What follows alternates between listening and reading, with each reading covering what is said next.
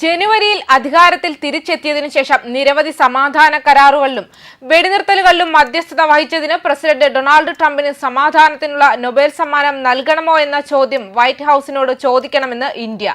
പല രാജ്യങ്ങളും തമ്മിലുള്ള സംഘർഷങ്ങൾ ട്രംപാണ് അവസാനിപ്പിച്ചതെന്ന് പറഞ്ഞ സാഹചര്യത്തിലാണ് അദ്ദേഹത്തിന് നൊബേൽ സമ്മാനത്തിനായി പലരും ശുപാർശ ചെയ്യുന്നത്. എന്നാൽ മറ്റുള്ള രാഷ്ട്രങ്ങൾക്കിടയിൽ അധികാരം സ്ഥാപിക്കാനൊരുങ്ങുകയാണ് ട്രംപ്. അങ്ങനെയുള്ള അദ്ദേഹത്തിന്റെ ഏകാധിപതിയായി വാഴാനുള്ള ഒരു വ്യക്തിക്ക് നൊബേൽ സമ്മാനിക്കാൻ ഇന്ത്യ പിന്തുണ നൽകില്ല. അതുകൊണ്ട് തന്നെ നൊബേൽ അദ്ദേഹത്തിന് നൽകണമോ എന്ന ആ ചോദ്യം വൈറ്റ് ഹൌസിലേക്ക് തന്നെ ചോദിക്കുന്നതാണ് നല്ലത്. എന്റെ അഭിപ്രായത്തിൽ ട്രംപിന് സമാധാനത്തിനുള്ള നൊബേൽ സമ്മാനം നൽകണമെന്ന് വൈറ്റ് ഹൌസ് വാദിച്ചതിനെ കുറിച്ച് ചോദിച്ചപ്പോൾ വിദേശകാര്യ മന്ത്രാലയ വക്താവ് രൺധീർ ജയ്സ്വാൾ ഒരു റിപ്പോർട്ടറോട് വ്യക്തമാക്കിയതാണ്. ജനുവരിയിൽ അധികാരത്തിൽ തിരിച്ചെത്തിയതിനു ശേഷം ഇന്ത്യയും പാകിസ്ഥാനും തമ്മിലുള്ള സംഘർഷം ഉൾപ്പെടെ ലോകമെമ്പാടുമുള്ള നിരവധി സംഘർഷങ്ങൾ US പ്രസിഡന്റ് അവസാനിപ്പിച്ചുവെന്ന് അവകാശപ്പെട്ടുകൊണ്ട് ട്രംപിന് സമാധാനത്തിനുള്ള നൊബേൽ സമ്മാനം നൽകണമെന്ന് white house president secretary Karoline Leavitt വ്യാഴാഴ്ച വ്യക്തമാക്കിയിരുന്നു. തായ്ലൻഡും കംബോഡിയയും ഇസ്രായേലും ഇറാനും റുവാണ്ടയും ഡെമോക്രാറ്റിക് റിപ്പബ്ലിക് ഓഫ് കോങ്കോയും ഇന്ത്യയും പാകിസ്ഥാനും സെർബിയയും കൊസോവോയും ഈജിപ്തും എത്യോപ്യയും തമ്മിലുള്ള സംഘർഷങ്ങൾ ഇപ്പോൾ അവസാനിപ്പിച്ചിരിക്കുന്നുവെന്ന് വൈറ്റ് ഹൌസിൽ നടന്ന പത്രസമ്മേളനത്തിൽ അവർ വ്യക്തമാക്കി. 6 മാസത്തെ ഭരണകാലത്ത് റിപ്പബ്ലിക്കൻ നേതാവ് ശരാശരി ഒരു സമാധാന കരാറോ വെടിനിർത്തലോ പ്രതിമാസം ഒരു തവണയെങ്കിലും മധ്യസ്ഥത വഹിച്ചിട്ടുണ്ടെന്ന് മിസസ് ലീവിറ്റ് വ്യക്തമാക്കി. പ്രസിഡന്റ് ട്രംപിന് സമാധാനത്തിനുള്ള നൊബേൽ സമ്മാനം ലഭിച്ച സമയം അതിക്രമിച്ചിരിക്കുന്നു, അവർ പറഞ്ഞു. ഇന്ത്യയും പാകിസ്ഥാനും തമ്മിലുള്ള വെടിനിർത്തലിന് മധ്യസ്ഥത വഹിച്ചത് താനാണെന്ന് US പ്രസിഡന്റ് ആവർത്തിച്ച് അവകാശപ്പെട്ടിരുന്നു. എന്നാൽ ന്യൂഡൽഹി ഈ ആരോപണം നിഷേധിക്കുകയും ചെയ്തു. ഏപ്രിൽ 22-ന് ജമ്മു കാശ്മീരിലെ പഹൽഗാമിൽ 26 സാധാരണക്കാർ കൊല്ലപ്പെട്ട ഭീകരാക്രമണത്തെ തുടർന്ന് ഇന്ത്യയും പാകിസ്ഥാനും തമ്മിലുള്ള സംഘർഷം വർദ്ധിച്ചു. ആക്രമണവുമായി അതിർത്തി കടന്നുള്ള ബന്ധം കണ്ടെത്തിയതിനെ തുടർന്ന് ഇന്ത്യ മെയ് 7-ന് ഓപ്പറേഷൻ സിന്ദൂർ ആരംഭിക്കുകയും പാകിസ്ഥാൻ പാക് അധിനിവേശ കാശ്മീർ എന്നിവിടങ്ങളിലെ നിരവധി ഭീകര ക്യാമ്പുകൾ ആക്രമിക്കുകയും ചെയ്തു. തുടർന്ന് പാകിസ്ഥാൻ ഒരു വലിയ മിസൈൽ ഡ്രോൺ ആക്രമണം നടത്തി. അത് ഇന്ത്യൻ സായുധ സേന തടഞ്ഞു.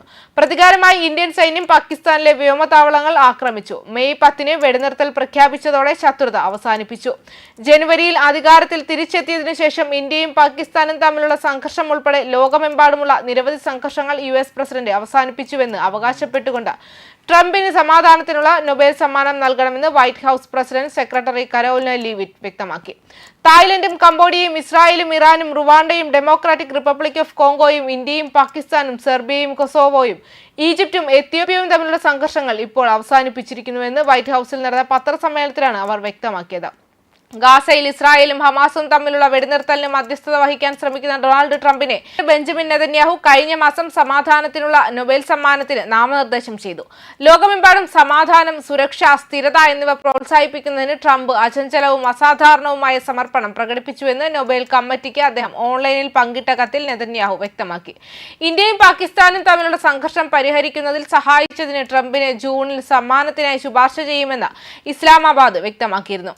എല്ലാ വർഷവും ഒക്ടോബറിലാണ് നൊബേൽ സമ്മാനങ്ങൾ പ്രഖ്യാപിക്കുന്നത്. എന്നാൽ നോമിനേഷനുകൾ അവസാനിപ്പിക്കുന്നത് കഴിഞ്ഞ ജനുവരിയിലാണ്. ട്രംപ് സമ്മാനം നേടിയാൽ Theodore Roosevelt, Woodrow Wilson, Jimmy Carter, Barack Obama എന്നിവർക്ക് ശേഷം അങ്ങനെ ചെയ്യുന്ന 5ാമത്തെ US പ്രസിഡന്റാകും അദ്ദേഹം.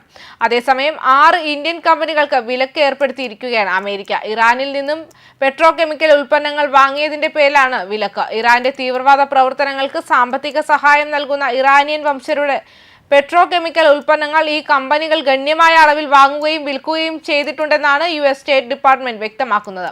മെഥനോൾ, പോളിയെത്തീലിൻ, ടോലിയിൻ, മറ്റ് പെട്രോകെമിക്കൽ ഡെറിവേറ്റീവുകൾ എന്നിവയിൽ ഇന്ത്യൻ കമ്പനികൾ ദശലക്ഷക്കണക്കിന് ഡോളറിന്റെ ഇടപാടുകൾ നടത്തിയതായി US സർക്കാർ സൂചിപ്പിക്കുന്നു. ഈ കമ്പനികളുടെ എല്ലാ US ആസ്തികളും മരവിപ്പിച്ചിരിക്കുന്നതായി അമേരിക്ക അറിയിക്കുകയും ചെയ്തു. കൂടാതെ US പൗരന്മാരെയോ കമ്പനികളുമായോ ഉള്ള ഏതെങ്കിലും തരത്തിലുള്ള ഇടപാടുകൾ നിരോധിച്ചിരിക്കുന്നു എന്നും വ്യക്തമാക്കിയിട്ടുണ്ട്. ന്യൂസ് ഡെസ്ക് കർമ്മ ന്യൂസ്.